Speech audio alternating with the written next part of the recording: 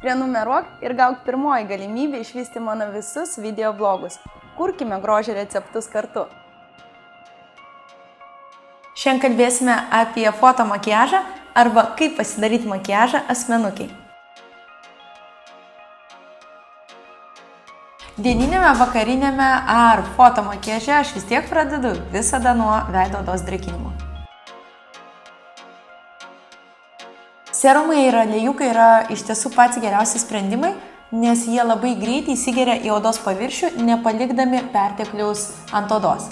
Fotomakiaže labai svarbus matinis veido efektas, todėl visą veido odos paviršių pasidengiu matizuojančiu primeriu.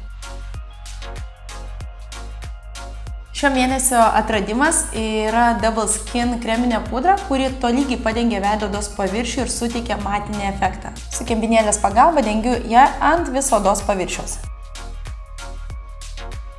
Keliaujam prie kreminės kontūravimo paletės.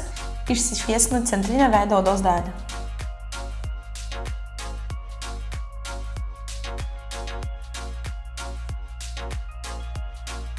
Pasišviesinus centrinę dalį, keliaujame prie skruostikaulio.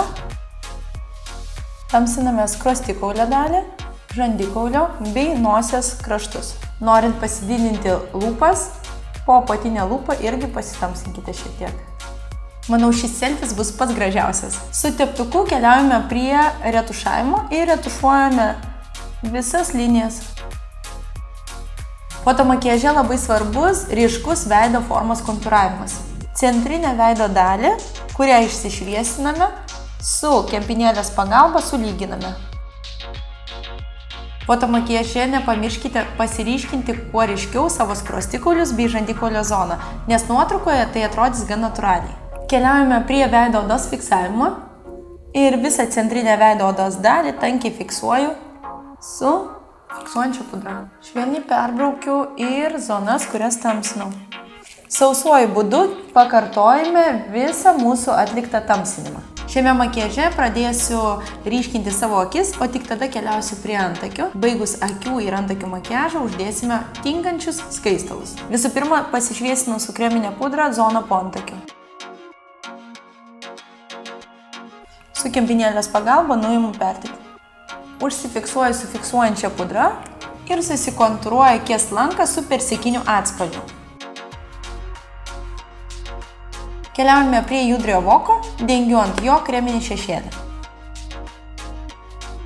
Produktą dengiu iki pat akies lanko, išretušuodama išorinį kraštą. Kitoje akyje atlieku viską lygiai tą patį. Su tuo pačiu produktu keliauju per apatinę blakstienų augimo liniją. Įvedu šio produkto ir į akies gleivinę. Patikriname, ar gerai išretušavome visus kraštus. Kreminis šešėlis turi tolygiai pereiti į odos paviršių. Kreminį šešėlį privaloma yra užfiksuoti ir aš pradedu nuo šviesiausių spalvų, tai yra ruda spalva. Fiksuojame palei akies lanką, pereidami švelniai į persikinę atspalvį. Ta pačia spalva pereinu per apatinę blakstienų augimo liniją. Keliaujame prie smaragdinio atspalvio. Fiksuojame su šia spalva visą centrinę judriojo voko dalį.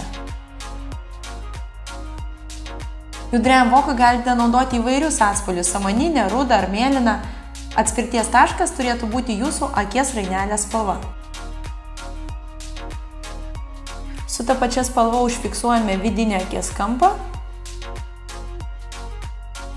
ir keliaujame prie apatinės blakstienų augimo linijos. Keliaujame prie juodos spalvos ir ją naudosime ant blakstienų augimo linijos ir išorinėme akies kampe.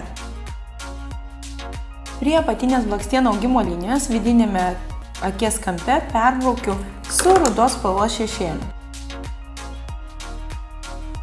Antakių šiandien darysime šiek tiek šviesesnius, todėl perbraukiu su antakių šviesinančiu geliu. Antakių pradžią pašviesinu. Ir su tos pačios spalvos šešėliu keliauju per apatinę antakio liniją. Antakių galiuką pasitamsinu su 2 tonais tamsesnių šešėlių. Keliaujam prie blakstienų tušo. Kas be ko, fotomakiaže svarbus ne tik tais ryškus skruostikauliai, ryškios akys, svarbus ir lūpų kontūras. Tad lūpos bus neutralios kūno spalvos, tačiau kontūras bus išraiškingas. Jeigu norime, kad lūpos atrodytų putlesnės, centrinėje lūpų dalyje pasidenkite su lūpų blizgesiu. Kaip ir minėjau, užbaigsime makiažą skaistalais, o spalvą pasirinksiu tą pačią, kur naudojau akies lankų išsipiešti. Labai dažnu atveju tankiai maskuojant veido odos paviršius dekoltė zona skiriasi nuo veido spalvos, todėl nepamirškite pasimaskuoti ir dekoltė zoną. Atliekant profesionalią fotosesiją, fotografas tikrai žinos, ką daryti su jumis.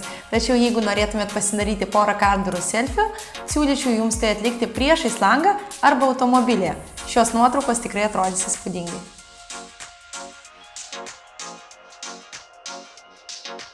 Svarbiausia atrasti dienos šviesos šaltinį.